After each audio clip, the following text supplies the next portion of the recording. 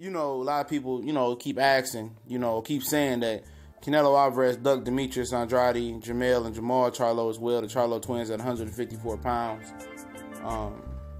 It's your boy CJ Goodfella back with the Boxing Clinic, and let's set the record straight.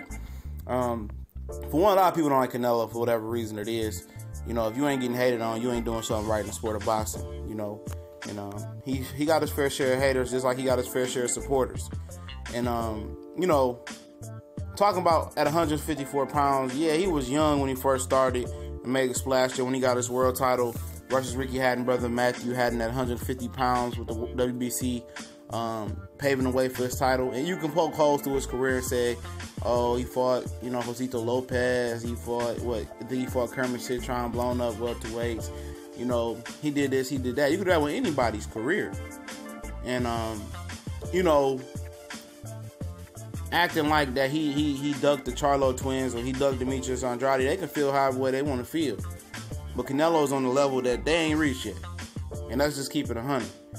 They ain't reached Canelo level. Canelo fought Austin Trout. Canelo Canelo fight Floyd Mayweather.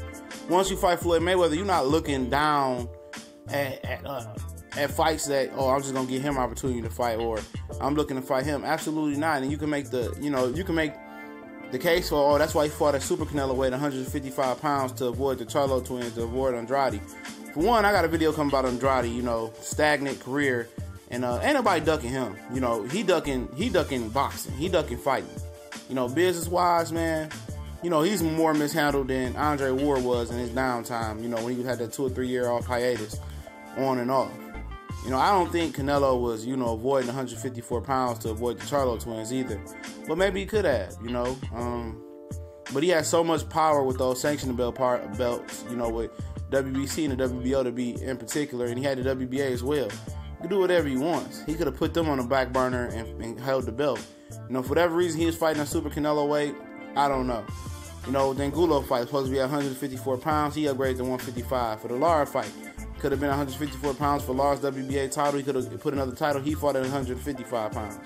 I guess 1 pound, he was really busting at the seams, like Abel Sanchez said.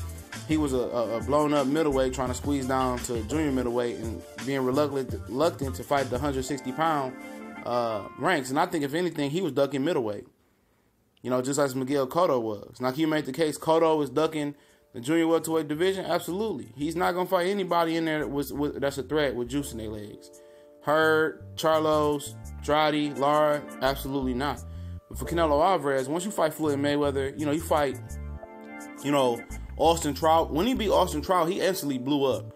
And I already say he was a well-known commodity, but when he beat Austin Trout, he was different. It was different. Even though some people thought Trout won, just the publicity and the promo from that fight and the marketing of that fight just took him to another stratosphere, and he was able to get a layup against Floyd Mayweather. And he didn't perform all that bad versus Floyd Mayweather. Once you fight Floyd Mayweather and you get that notoriety and you break records and people know who you are in the United States now, you're not looking down to fight two guys in particular, the Charlo twins, who didn't even have a world title at the time. You're not looking down to fight Andrade, who I think may hold the WBO title, who hadn't been tested. So why am I giving guys an opportunity who can't even pull no numbers, and I can't capitalize shit off of fighting on pay-per-view with? And it's just business at the end of the day. I know people hate the business side of boxing, I do as well. But you want to do pay-per-view, and I understand people say, oh, he did Angulo, but Angulo was Mexican, he bought a following. It is what it is. Lara disrespected him, pulled up on him. Lara had a belt, even though he didn't fight for the belt. He was accomplished, he was a more known commodity than all three of these guys. And you look at it.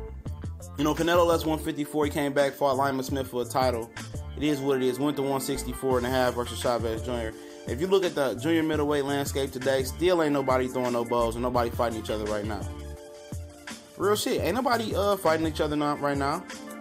Lara and Andrade is inactive. Erickson Lubin and Justin Deloach is coming up. Jermell Charlo is probably recognized as the best active junior middleweight champion.